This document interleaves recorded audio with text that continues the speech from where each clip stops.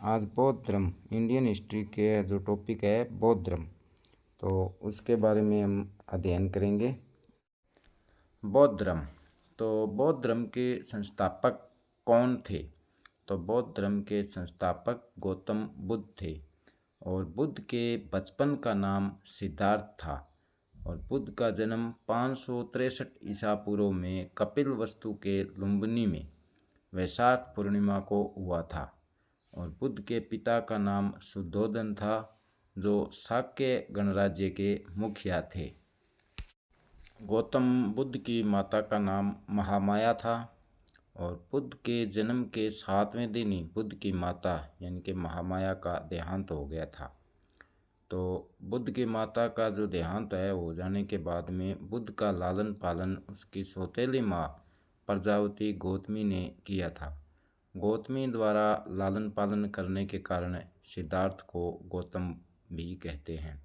गौतम बुद्ध को शाक्य मुनि और तथागत भी कहते हैं। गौतम बुद्ध को यानी कि बुद्ध को एशिया की ज्योति ये इनका उपनाम है जो आपको याद रखना है। तो गौतम बुद्ध की माता का नाम महामाया और उनका जो देहांत है बुद्ध के जन्म के 7वें दिन हो गया था और बुद्ध का जो लालन पालन है उसकी सौतेली माँ प्रजावती गौतमी ने किया।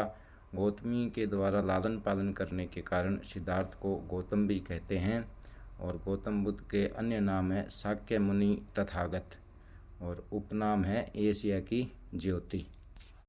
गौतम बुद्ध के जन्म का प्रतीक कमल व सांड। गौतम बुद्ध का प्रारंभिक जीवन सुख सुविधा में बीता। बुद्ध के पिता शुद्धोधन ने बुद्ध के लिए ऐश्वर्याम की सभी सुविधाएं उपलब्ध करवाई।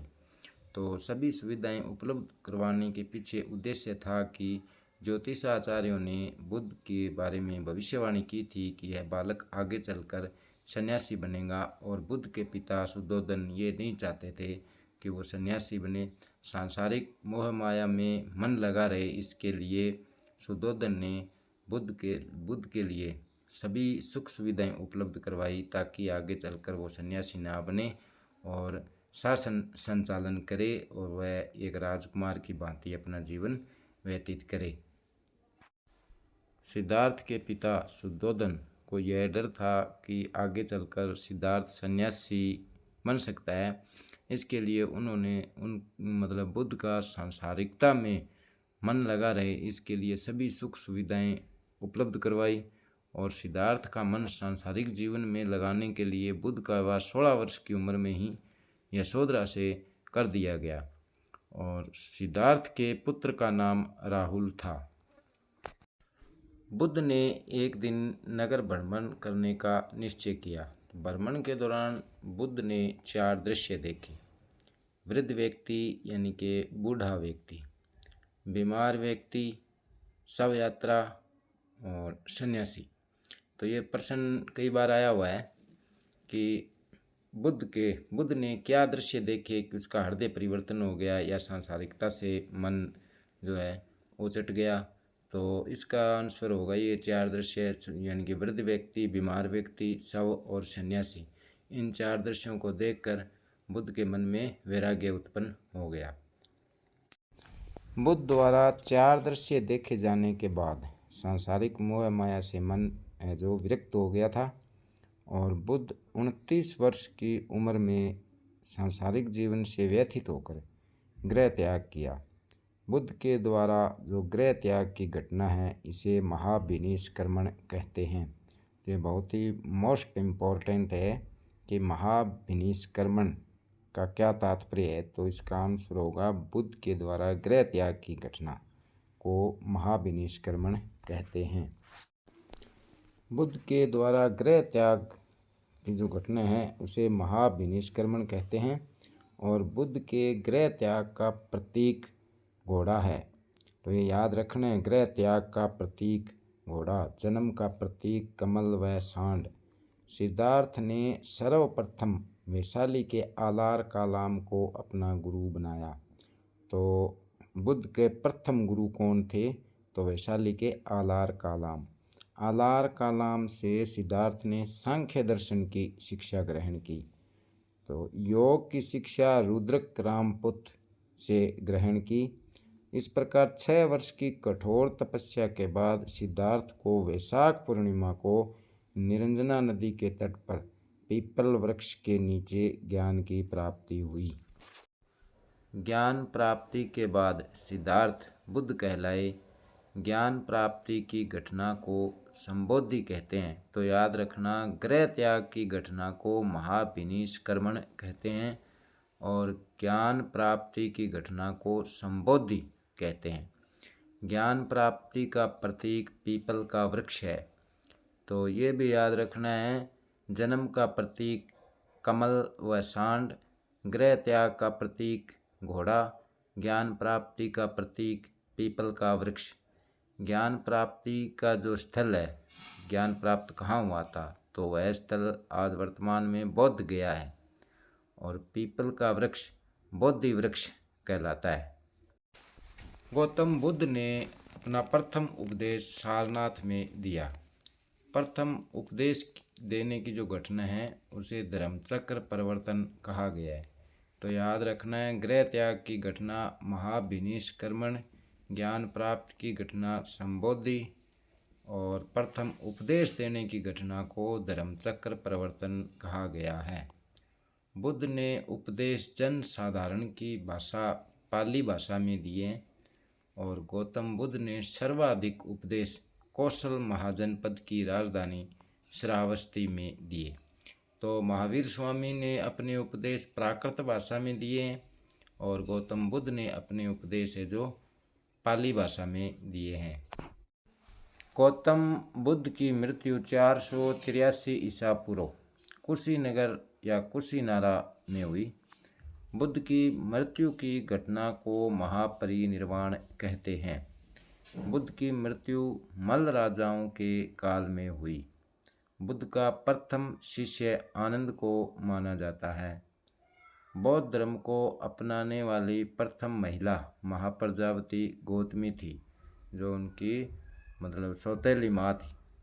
तो याद रखना है कि महापरिनिर्वाण तो बुद्ध की मृत्यु की घटना को कहते हैं। बिंबिसार ने अपने राजवेद जीवक को बुद्ध की सेवा में भेजा।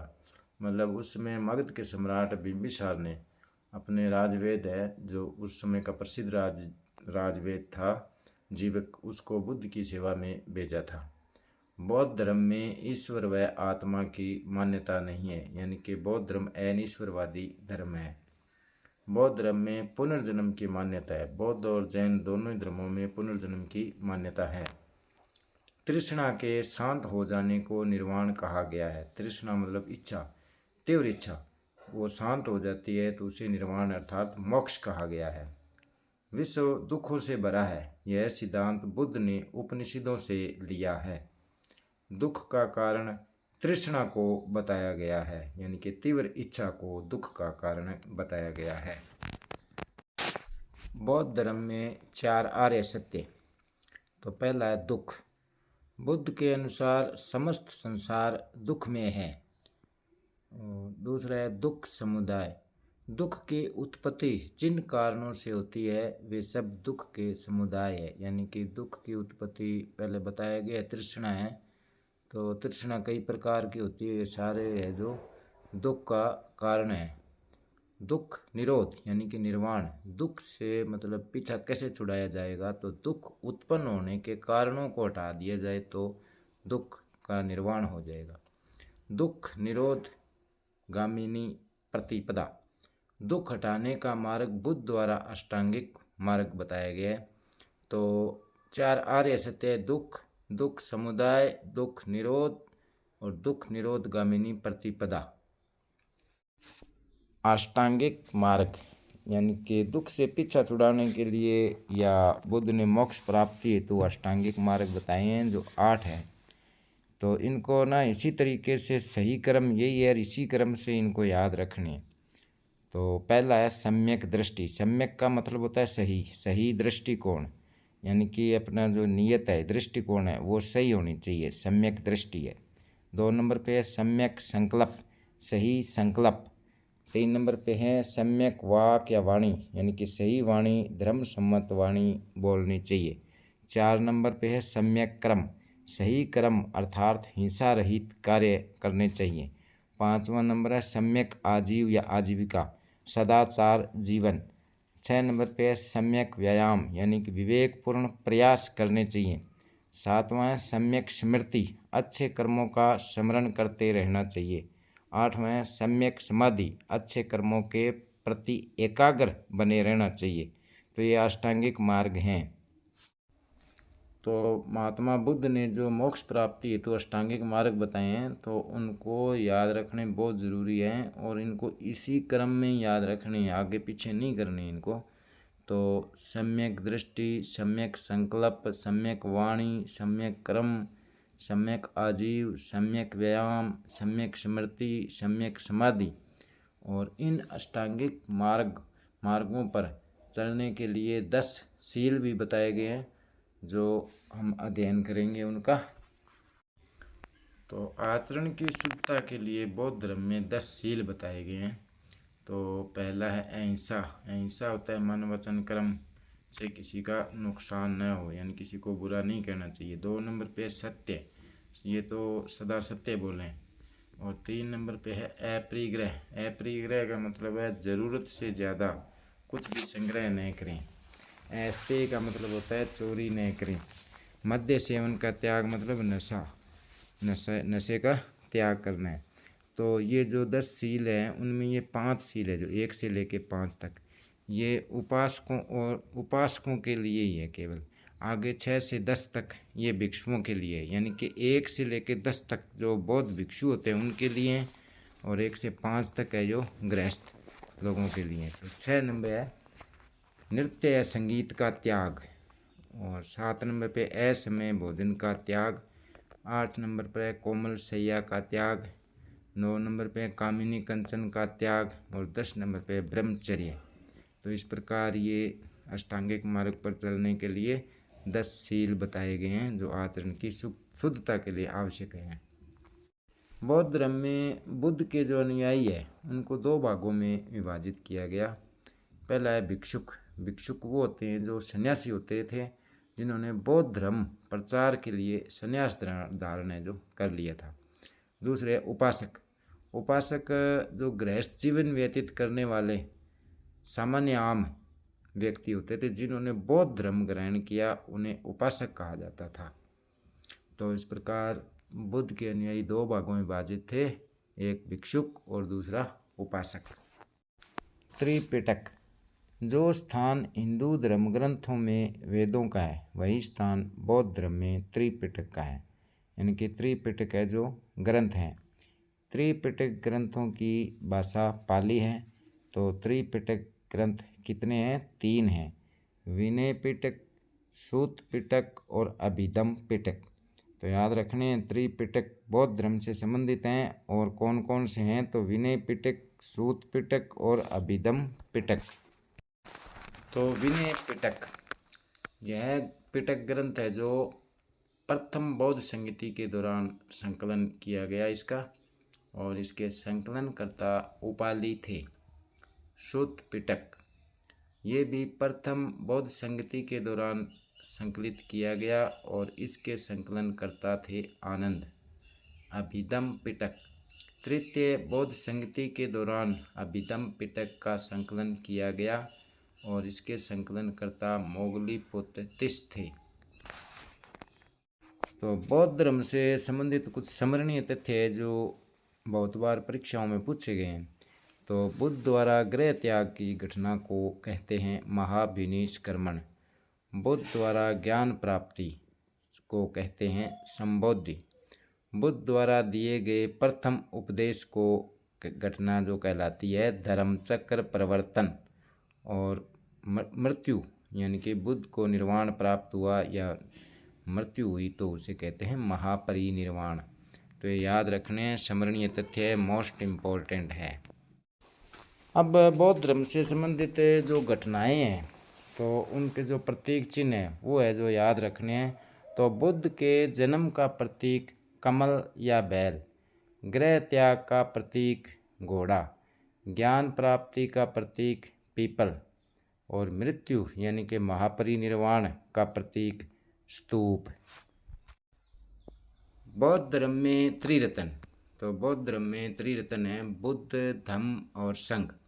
तो बुद्ध का तात्पर्य तार्किक ज्ञान प्राप्त करना, धम्म मतलब बौद्ध धर्म के आचार नियमों का पालन करना, संघ मतलब संगठित होकर धम्म का प्रचार करना। तो इस प्रकार बौद्ध धर्म में त्रिरत्न है बुद्ध, धम्म और संघ। अब बौद्ध धर्म में बौद्ध संगतियाँ। तो प्रथम बौद्ध संगति, तो बौद्ध संगति 4 हुई थी, जिनमें प्रथम बौद्ध संगति तो ये 483 ईसा पूर्व में राजगृह में आयोजित की गई। तो पहली बौद्ध संगति है जो कहाँ आयोजित की गई, तो राजगृह। तो प्रथम बौद्ध संगति यानी कि प्रथम बौद्ध सभा के अध्यक्ष महाकश्यप थे, और प्रथम बौद्ध संगति के समय मगध का शासक था अजातशत्रु। अब है दूसरी बौद्ध संगति, यह 383 ईसा पूर्व में वैशाली में आयोजित की गई। तो पहली राजगृह, दूसरी वैशाली, और इसके अध्यक्ष थे सबाकामी। और द्वितीय बौद्ध संगति के समय मगध का सम्राट था कालाशोक। तो पहली हुई थी अजातशत्रु के समय और दूसरी कालाशोक के समय में हुई थी।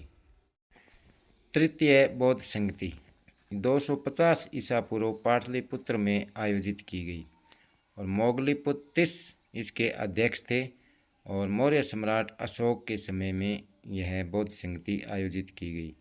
और चतुर्थ बौद्ध संगति यह 98 ईस्वी में कुंडलवन कश्मीर में आयोजित की गई। इसके अध्यक्ष वसुमित्र या अश्व घोष थे। कुषाण वंश के शासक कनिष्क के काल में जो चतुर्थ बौद्ध संगति आयोजित की गई। तो चतुर्थ बौद्ध संगति के बाद में बौद्ध धर्म 2 भागों में विभाजित हो गया, हीनयान और महायान। उसके बारे में हम अगले पार्ट में पढ़ेंगे।